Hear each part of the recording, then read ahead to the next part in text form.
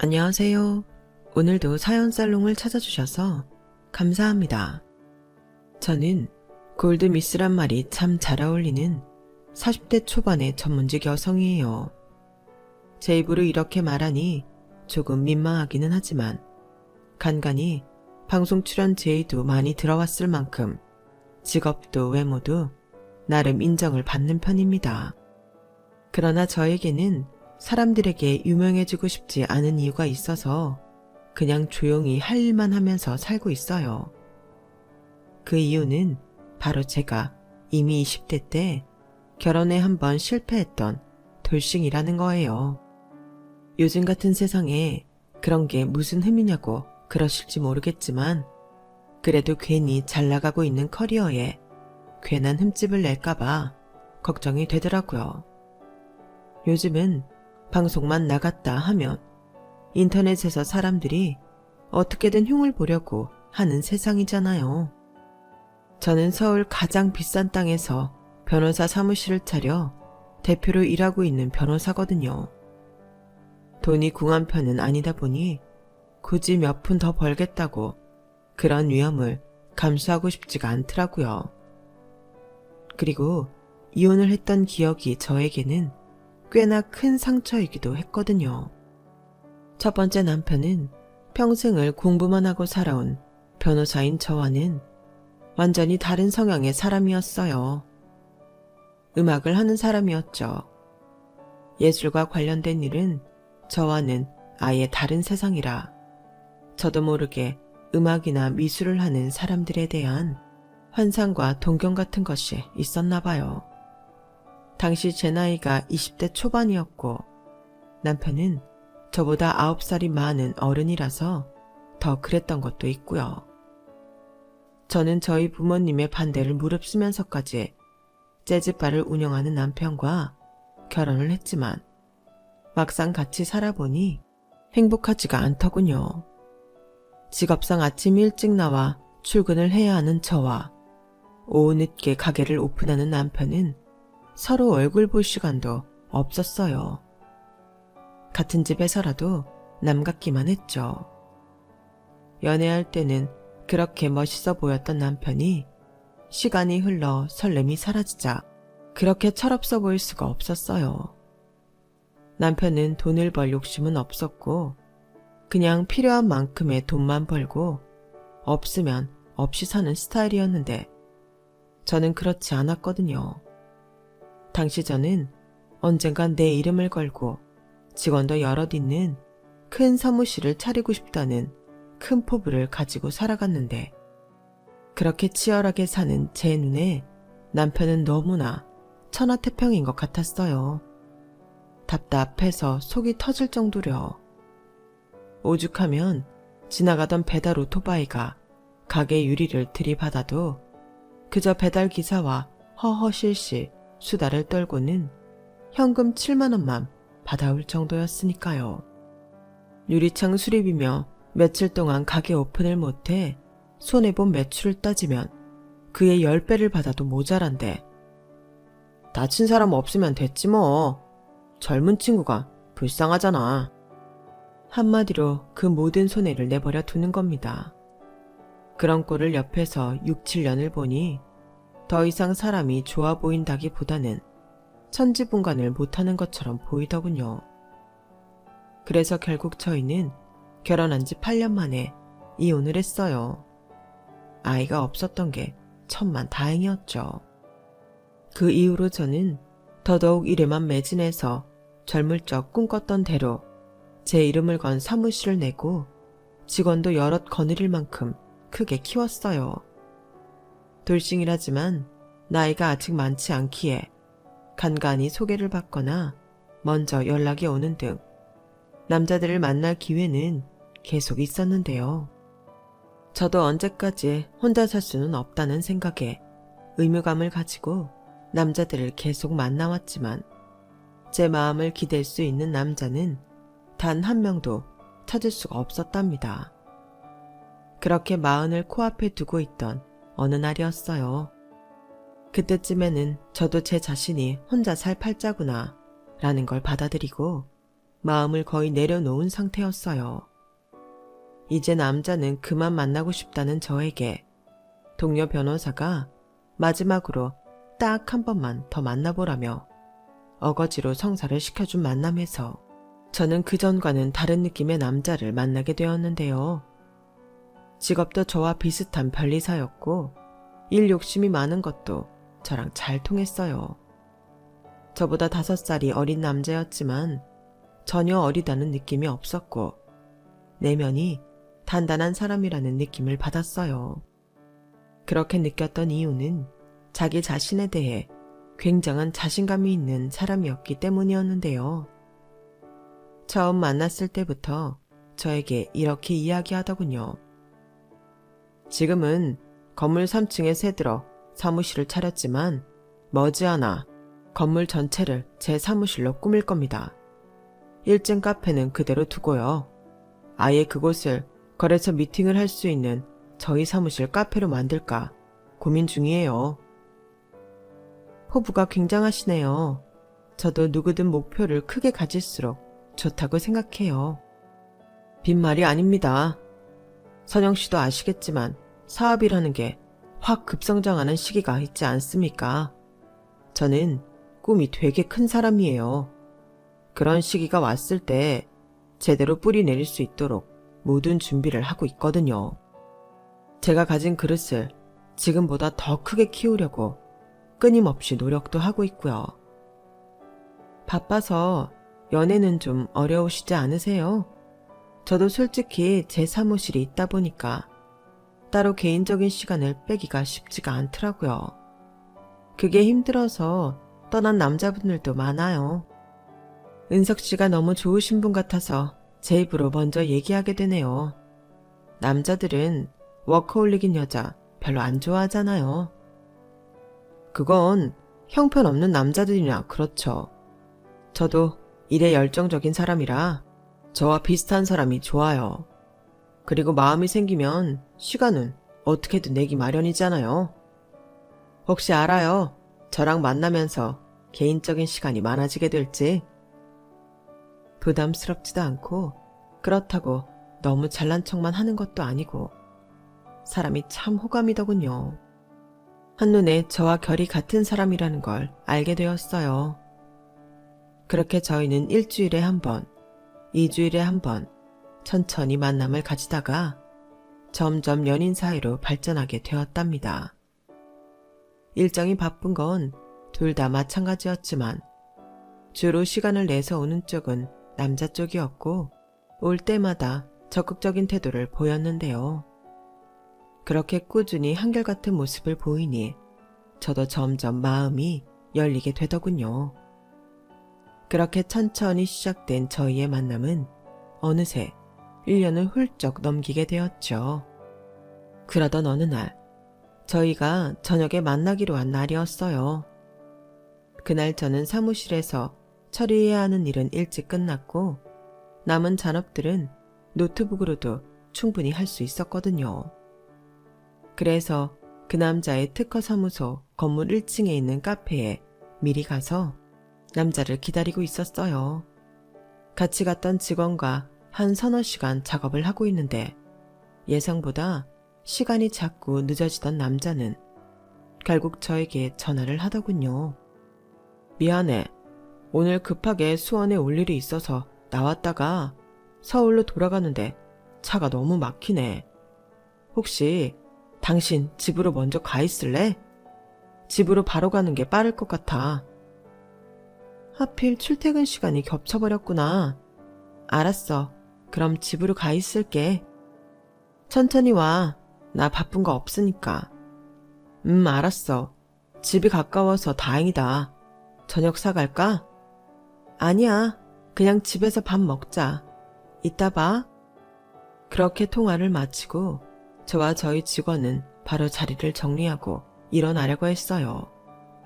괜히 저 때문에 퇴근 시간이 늦어진 직원에게 미안해서 집에 가서 먹으라고 빵을 여러 개 시키러 맞은편 빵집에 갔죠. 저희 직원이 그때 다리가 불편해서 움직이기가 어려웠거든요. 마침 맞은편 빵집은 나름 맛집이라고 유명한 곳이라 식사가 될 만한 거 이것저것을 골라왔어요. 그런데 카페 안으로 들어가려니 문 앞에서부터 사람들이 웅성웅성 거리는 겁니다. 잠깐 사이에 무슨 일인가 싶어 사람들을 비집고 들어가려는데 경찰차까지 골목으로 들어오고 있더군요. 배상? 배상? 이봐요 아가씨. 그 단어 뜻은 알고나 하는 말이에요? 이 커피 자국이 잘 지워지는 줄 알아요. 이건 제 옷도 아니고 저희 대표님 옷이라니까요. 당연히 아줌마 실수로 벌어진 일이면 아줌마가 배상하는 게 맞는데 대체 왜 언성을 높이세요? 이 옷이랑 가방이 다 얼마짜리인 줄이나 아세요? 아니, 젊은 아가씨가 진짜 까탈스럽게 구네. 그거 세탁비 한 10,000원이면 되겠구만. 그리고 그렇게 아끼는 옷을 뭐하러 이런 곳에 들고 나왔어? 아주 장롱 속에 고이 모셔둘 것이지. 세탁할 것들이었어요. 애당초 아줌마가 이런 말도 안 되는 실수를 안 저질렀으면 됐잖아요. 그리고 아줌마, 저한테 자꾸 이렇게 위협적으로 언성 높이는 것도 제가 문제 삼을 수 있거든요. 야, 너 내가 누군 줄이나 알아? 그따위 협박에 내가 넘어갈 것 같아? 내 아들이 별리사야 별리사. 새파랗게 어린 게 어디서 눈을 똑바로 뜨고. 손님들이 출입하는 문을 떡하니 가로막고 소란이 일어나니 들어오려는 사람들도 눈치를 보다가 가버리더군요. 상황을 파악한 카페 매니저가 여기서 이러면 안 된다고 아줌마를 말려보려고 해도 그분은 더 큰 소리를 내더군요. 놔! 어디에다가 손을 대? 당신 여기 건물에 새들어 장사하는 거 아니야? 내 아들이 좀만 있으면 이 건물 주인이야. 장사 접고 싶어? 한두 번도 아니고 매번 이런 식이면 저희도 이제 손님께는 장사 못해요. 뭐야? 그때 경찰 2분이 문을 비집고 들어가더군요. 카페 매니저가 부른 경찰인 것 같았는데 싸움은 어느새 제 직원과 아줌마의 싸움이 아니라 카페 매니저와 아줌마의 싸움이 되었죠. 저는 얼른 들어가 제 직원이 다치거나 피해본 건 없는지 살폈습니다. 다행히 커피는 제 옷과 가방에만 묻었고 직원은 괜찮았어요. 사무실에서 미팅 때 가끔 입던 옷이라 세탁을 하려고 일부러 가져온 것이었는데 괜한 소란 피우고 싶지 않아 경찰에게 저희는 따로 책임을 묻지 않을 테니 2분의 1만 처리하시면 된다고 말씀드렸죠. 경찰을 고맙다며 저희를 인파 밖으로 에스코트 해주셨고요. 대표님 죄송해요. 제가 괜히 대표님 외투랑 가방을 미리 들고 나와 있겠다고 해서.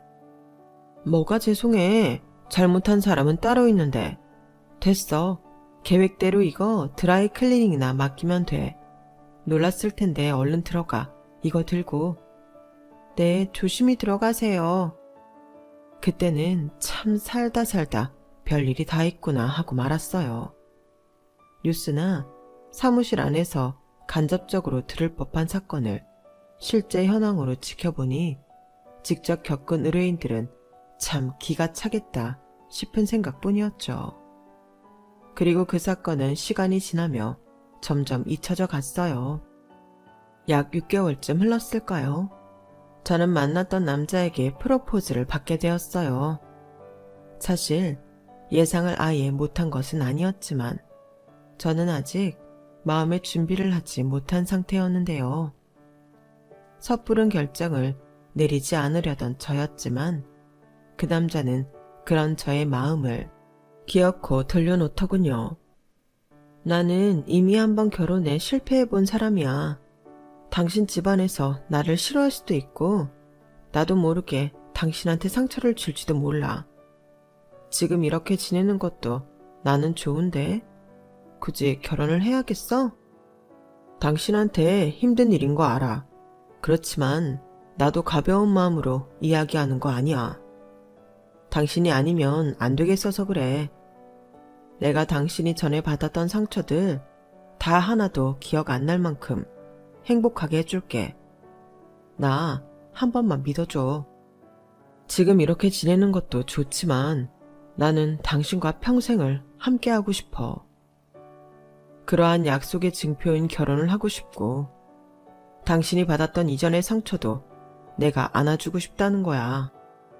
그리고 당신이 나에게 상처를 줄지도 모른다는 불안감도 가지지 마. 내가 다 이해할 수 있어. 내가 당신이 전에 받았던 상처들 다 하나도 기억 안 날 만큼 행복하게 해줄게. 나 한 번만 믿어줘. 그렇지만 부모님께는 말씀드려 본 거야. 아버지는 하늘에서 축복해 주실 거야. 엄마도 내가 잘 말씀드리면 돼. 어차피 결혼하더라도 엄마는 많이 만나지도 않을 건데 뭐. 걱정하지 마. 당신처럼 예쁜 며느리 데려오면 오히려 좋아하실 거야. 항상 자신감이 넘치는 만큼 일도 똑부러지게 하는 사람이라 저는 그 남자를 믿고 프로포즈에 승낙을 한 것이었죠. 그렇게 저희는 서로의 부모님께 인사드릴 날짜를 잡고 차근히 예식장이랑 스튜디오도 알아보기로 했어요. 남자의 말에 따르면 시모가 되실 분이 결혼 소식을 굉장히 반겼다고 해요.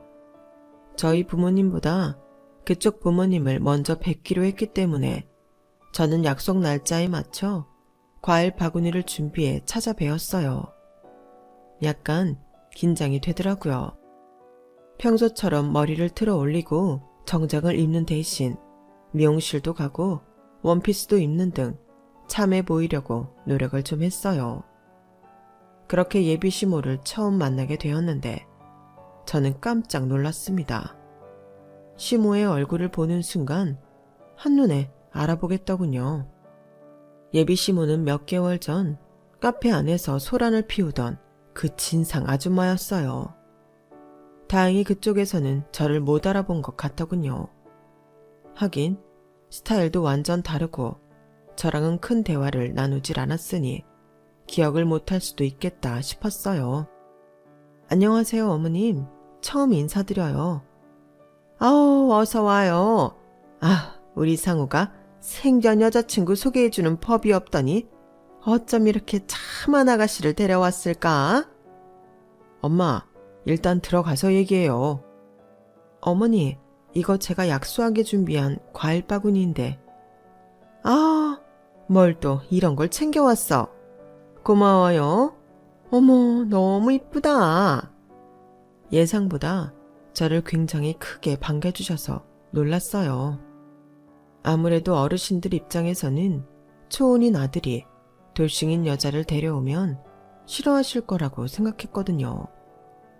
게다가 저는 예비 남편보다 나이도 많은데 예비 시모가 아무런 편견 없이 저를 반겨주시는 걸 보고 실상은 좋은 분이시구나 싶었어요.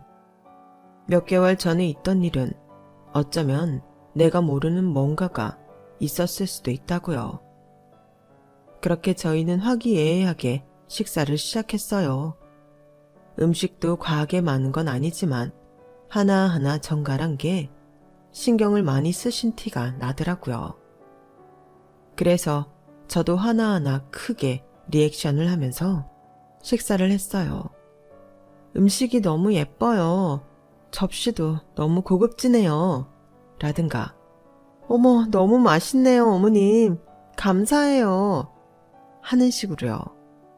예비 시모는 그런 저의 칭찬에 한껏 기분이 좋아지신 것 같았죠. 그렇게 잘 풀려가나 싶었는데 예비 시모가 저에게 질문을 하는 거예요.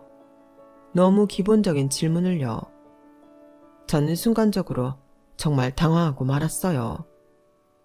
그런데 혹시 나이가 어떻게 돼요? 우리 상우보다 많이 어린가? 예?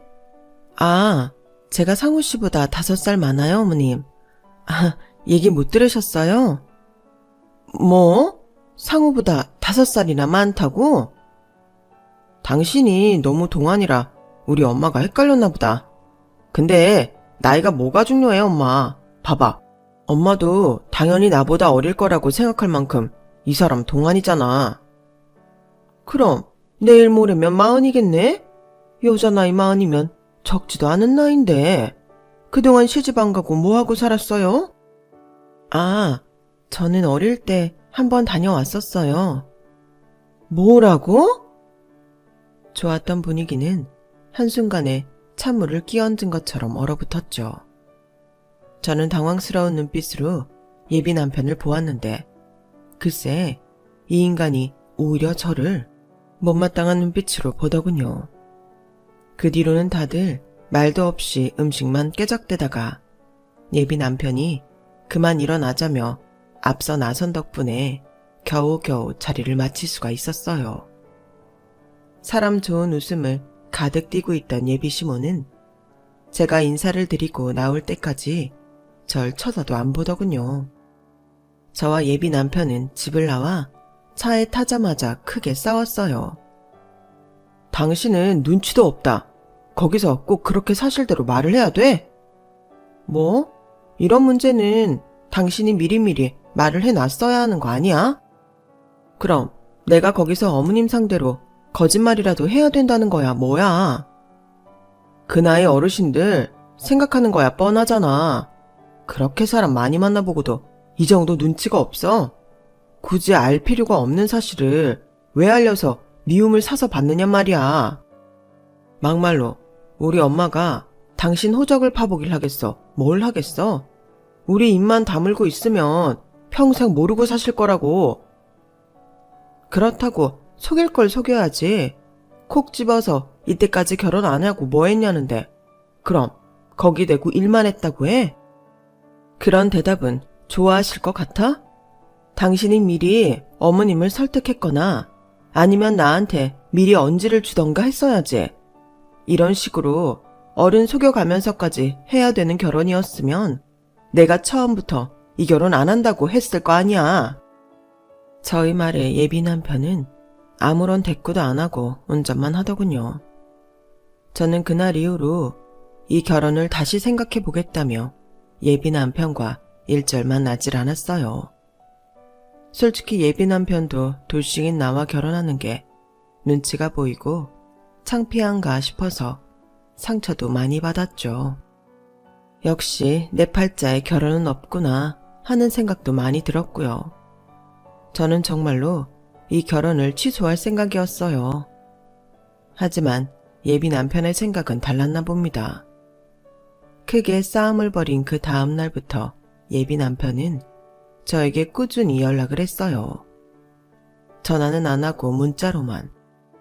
자신의 생각이 짧았다며 다시 기회를 주면 이번에는 저를 실망시키지 않겠다며 하루도 빠짐없이 아침 저녁으로 문자를 했죠. 약 3주 후쯤에 저희는 다시 만나서 진지하게 얘기를 나눴습니다. 저는 예비 남편을 계속 만나는 건 좋지만 결혼은 싫다고 했어요. 그때 어머님 표정 봤지? 이미 어머님은 날 며느리감으로 보지 않으셔. 나도 이해하는 부분이야. 당신은 결혼이 하고 싶은 거야? 나랑 만나고 싶은 거야? 결혼이 하고 싶은 거라면 미안하지만 우리는 이쯤하고 정리하는 게 맞아. 아니, 나는 당신이랑 결혼을 하고 싶은 거야. 그날은 내가 미안해. 내가 생각이 많이 짧았어. 그런데 나는 원래 엄마랑 연락도 잘 안 하고 왕래가 거의 없어. 그래서 그랬던 거야. 엄마는 어려서부터 워낙 극성이라 나도 아버지도 힘들어했거든. 당신 불편하게 만든 건 미안해. 하지만 결혼식만 끝나면 정말 우리 엄마 얼굴 볼 일 별로 없을 거야. 그래도 힘들면 내가 무조건 당신 편들고 당신 지켜줄게. 약속해. 그러니까 이런 게 불편하다고. 내가 당신 어머니랑 당신 사이에 놓인 방해물 같잖아. 방해물이라니. 아니야. 그냥 불편한 부분만 조금 피해가는 것뿐이야. 당신도 나만 봤을 때는 결혼 승낙해 줬었잖아. 어차피 결혼 생활이라는 게 우리 둘이서 해나가는 거고 우리 엄마 볼 일은 1년에 열흘이나 되려나? 며칠 안 되잖아. 그런 작은 불편함 없도록 내가 잘 조율해 본다는 거야. 원래도 왕래가 없는 편이라고?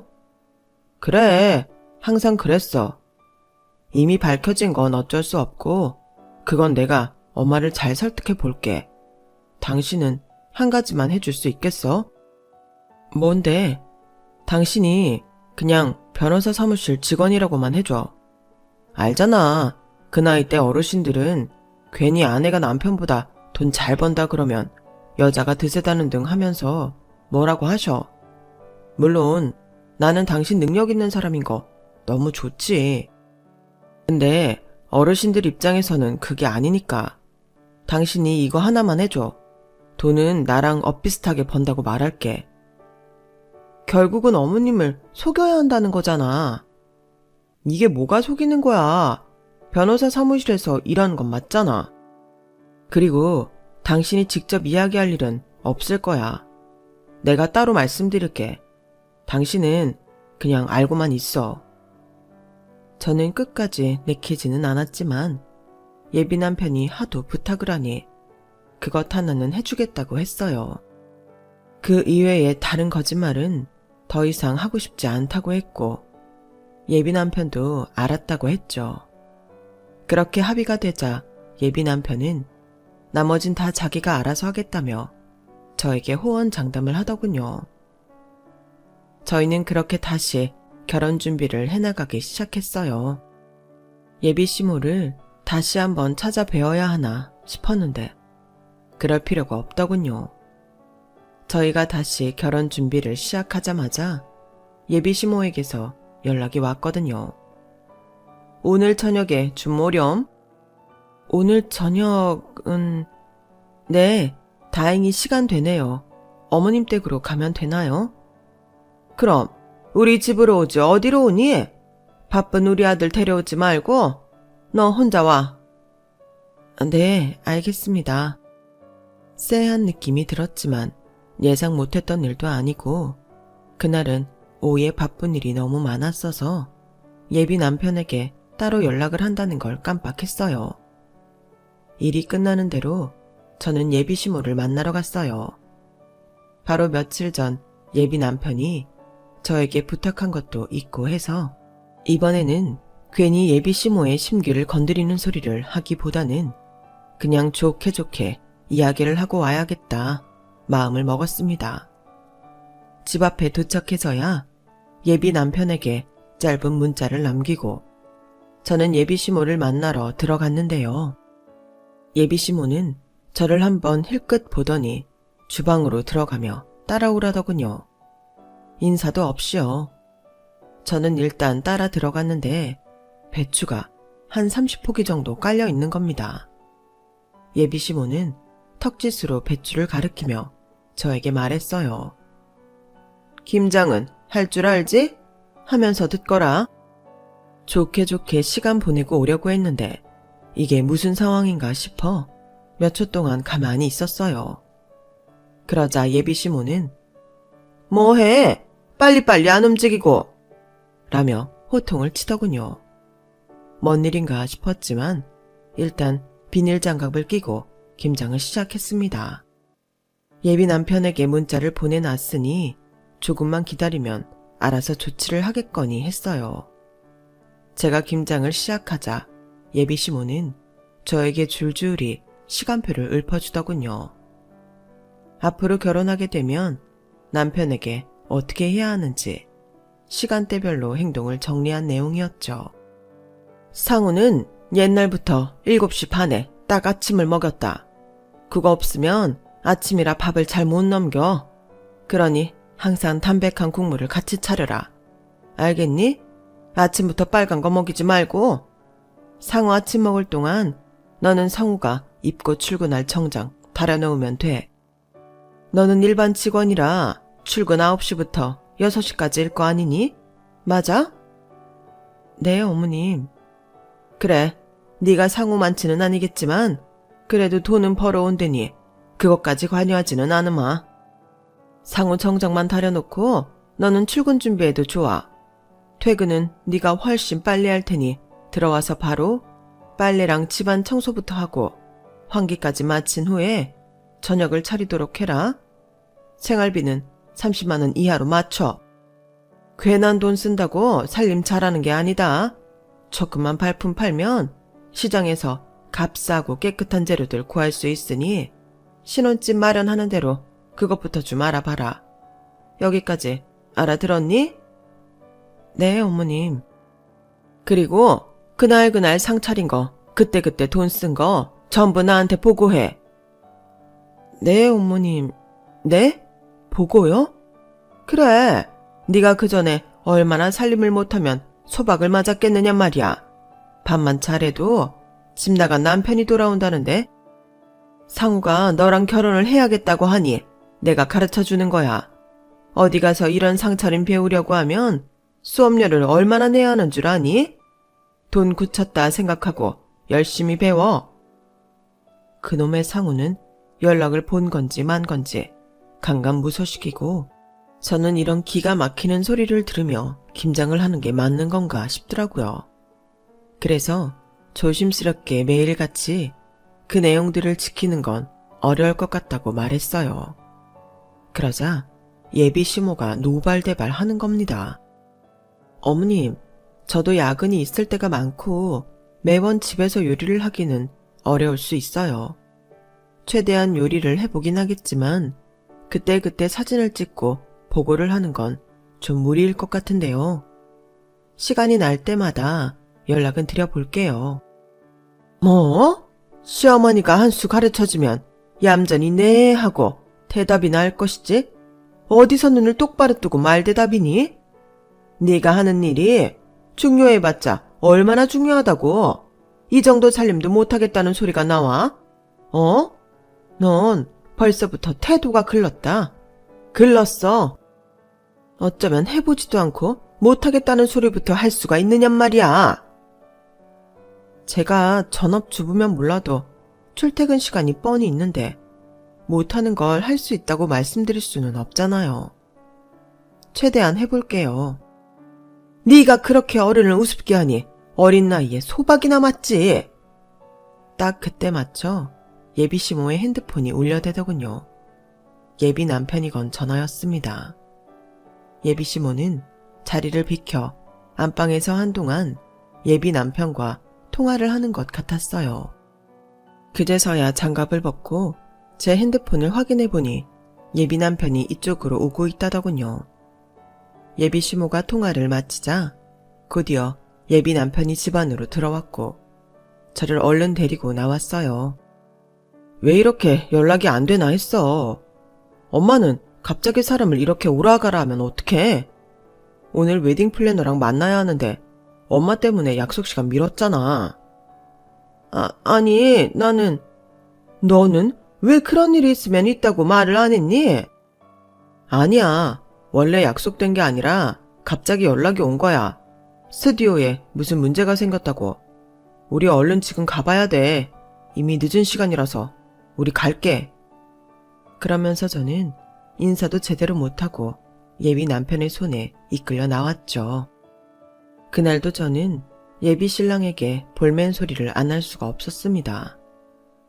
저에게 무리한 요구를 하는 어머님도 불편하지만 매번 이런 식으로 넘어가야 하는 것도 불편하다고요.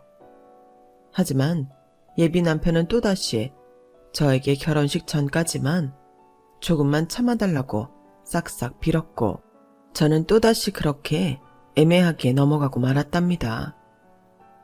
예비 남편만 보자니 사람은 좋고 예비 시모에게서 저를 빼온 걸 보면 또 칼같이 결혼을 접자고 하기가 그랬거든요. 그 뒤로 예비 신랑이 뭘 어떻게 얘기한 것인지 예비 시모는 저에게 연락을 해온 적이 없었어요. 상견례 날 전까지는요. 상견례 날짜가 잡히고 난 뒤부터 저는 재판에서도 안 겪어본 긴장감이 몰려오더군요. 약 열흘 동안 소화가 안 돼서 죽만 먹었을 정도로요. 상견례 자리는 저희 부모님도 오시니 예비 시모가 괜한 소리를 해대다가 어른들 싸움으로 번지면 어쩌나 하는 불안감이 밀려왔거든요. 저는 지금이라도 오해를 풀어야겠다 싶어 예비 남편에게 미리 연락을 했어요. 지금이라도 제가 대표 변호사라고 말을 하라고요. 괜히 우리 부모님 보시는데 또 나보고 직원 주제에 어쩌고 하다가 분위기 이상해지면 어떡해? 우리 부모님도 한 성격 하셔. 그리고 내 첫 결혼 때 이후로 연락 안 하다가 다시 연락하고 지낸 지 몇 년 안 됐단 말이야. 큰일로 번지기 전에 당신의 어머님께 미리 얘기를 좀 해봐봐. 아우, 나도 다 생각이 있지. 내가 다 알아서 할게. 걱정하지 마. 앞으로 다시는 저번 같은 일 안 겪게 할 테니까 걱정하지 마. 꼭 말씀드려. 꼭. 내가 다 알아서 한다니까. 당신은 당신 부모님만 신경 써.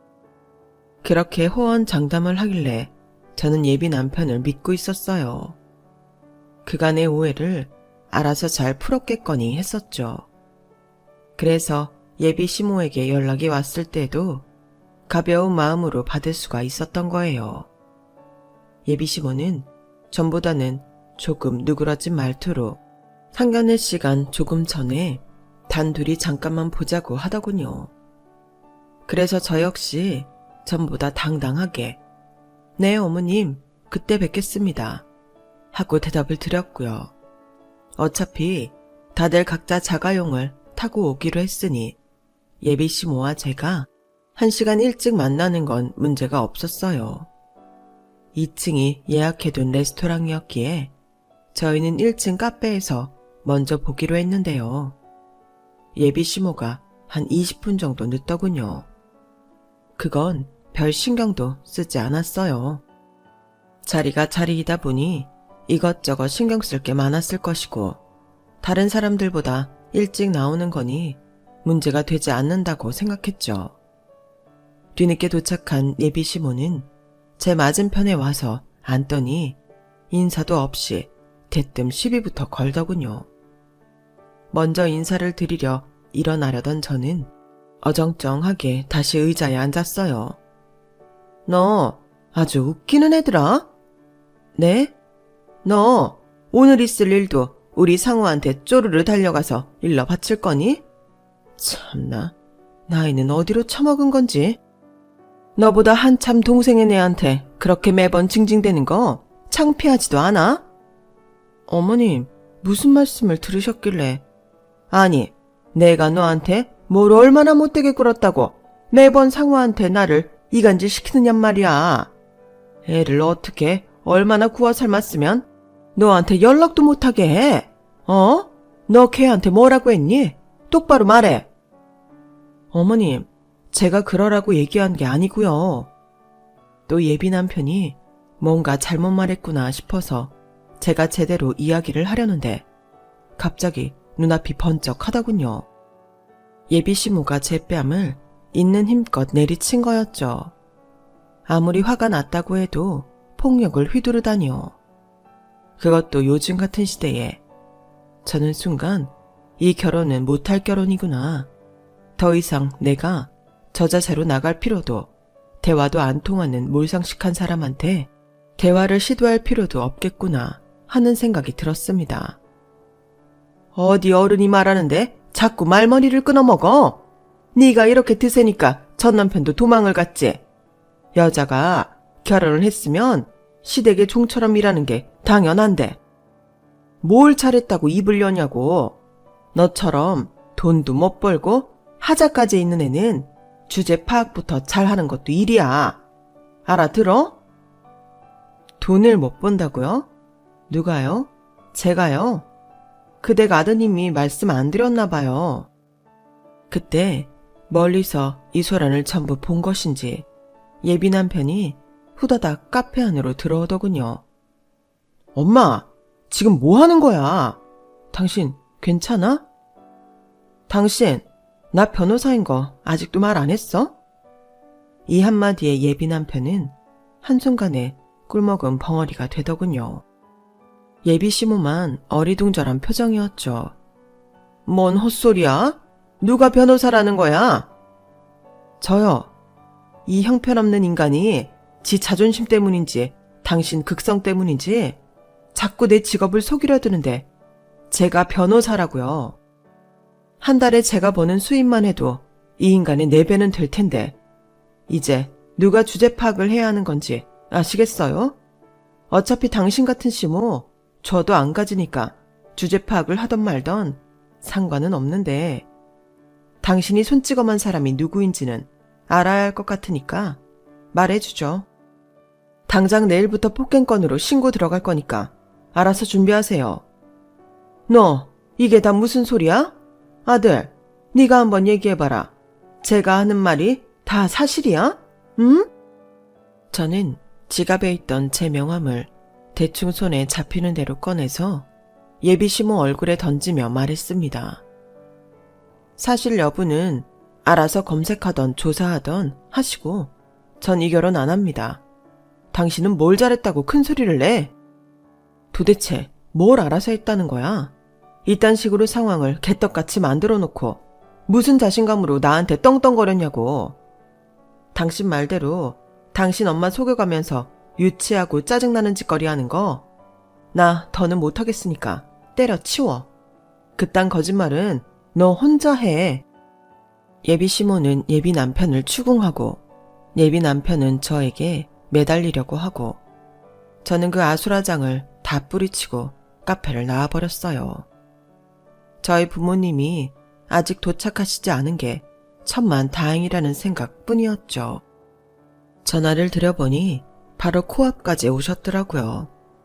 저는 상견례도 결혼도 취소되었다고 말씀을 드리고 다른 레스토랑으로 안내해드렸어요. 마침 차로 15분 정도 거리에 제가 아는 괜찮은 고급 식당이 있었거든요. 그곳에서 부모님께 너무 자세한 얘기는 적당히 생략하고 상황 설명을 잘 해드렸어요. 부모님은 오히려 그런 집안 잘 걸렸다며 좋은 말씀을 해주시고 귀가하셨고요. 다만 제가 너무 부모님 볼 낯이 없더군요. 한 번도 아니고 2번이나 남자 때문에 큰일이 난 걸 부모님께 보여드렸다는 생각 때문에요. 그래서 그 예비 시모에게 더 화가 났어요. 저는 그 다음날 아직 소멸시효가 지나지 않은 사건부터 빠르게 진행시켰습니다. 약 9개월 전 카페에서 일어났던 일이었죠. 사실 그날 시모가 더럽힌 제 외투와 가방값만 합쳐도 중고차 한 대 값은 그냥 나왔거든요. 상견례 날 제 뺨을 때린 걸로 폭행범으로 신고도 했고요. 제 지식을 이런 식으로 사용해 본 적은 없었는데 너무 화가 난 나머지 할 수 있는 모든 일을 하게 되었어요. 아니나 다를까 신고며 내용 증명을 보내자마자 예비 남편에게 계속 전화와 문자가 오더군요. 하지만 저는 싹 다 무시했어요. 그리고 예비 남편 사무실에 1층 그 카페, 하루 이틀도 아니고 매번 예비 시모 때문에 골머리를 앓았다는 그 카페도 찾아갔답니다. 그 카페 사장님은 예비 시모가 직원들 사이에서도 유명한 진상 손님으로 아무리 여러 번 주의를 줘도 고쳐지질 않았고 경찰에 신고를 해도 훈방 조치로만 일이 끝났다며 울상을 짓더군요. 그래서 저희 사무실에서 특별히 공짜로 도와주겠다고 했어요. 그간의 피해 전부 배상받을 수 있게 해드리겠다고요. 그러자 얼마 뒤 저희 사무소로 예비 시모가 찾아오더군요. 허튼 짓 하면 바로 경찰을 부르려고 했는데 저를 보자마자 무릎을 꿇고 비는 겁니다. 예, 내가 미안했다. 내가 다 사과하마. 그러게 처음부터 거짓말하지 않고 잘라내라고 얘기를 하지 그랬니? 이거 내용 증명이니 배상이니 그만하고 우리 아들이랑도 결혼하렴. 내가 다 허락하마. 어디가 내가 사과하잖니? 어른이 무릎까지 꿇어가며 사과를 하는데 안 받을 거야? 제가 거들떠도 보지 않고 들어가려고 하자 예비 시모는 유명한 진상 손님답게 저에게도 용서를 강요하려 들더군요. 예상했던 이유는 아니었지만 어쨌든 저는 경찰을 불렀습니다. 그리고 똑똑히 말해줬죠. 당신이 주제 파악 못하고 여기저기 뿌려놓은 악행들로 인해 죗값을 받는 것뿐인데 그걸 힘들다고 하시면 안 되죠. 제가 처음부터 잘난 애였으면 뭐가 달라졌나 보죠? 그렇게 인생 비겁하고 비굴하게 사는 거 안 쪽팔리세요? 오늘 저희 사무실 온 것도 경찰 불렀으니까 그렇게 아세요. 폭행 가해자가 피해자를 이렇게 당연하게 찾아오니 제가 위협을 느껴서요. 결국 예비 시모는 또 한 번 경찰에게 이끌려가고 저는 차질 없이 하던 일을 진행시켰어요. 예비 시모는 저에게도 카페 사장에게도 전부 배상금을 지불해야만 했죠.